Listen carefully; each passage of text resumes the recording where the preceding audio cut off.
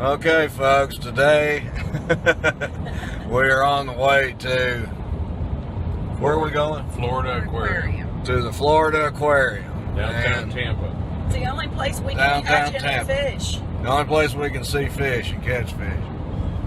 Okay.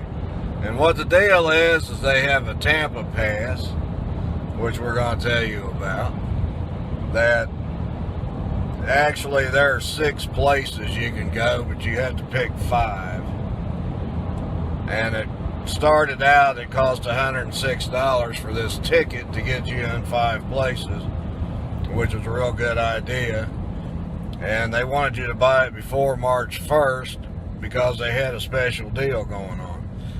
And then after looking up the special deal, we found out that it went up to $107. So a whole $1 we would have saved before March 1st. And also you can buy this pass as soon as you get to the first location, which today is the Florida Aquarium. And so we're going to buy that pass. And it's a real good deal, though, because it costs $112 to get into Busch Gardens. Yes, sir. So we're going to pay $107 for this pass because we messed up and didn't save the $1 before March 1st. Jeez. Let's rub that into the ground. Well, that's because it was silly. And I have this new toy I'm trying out too, by the way.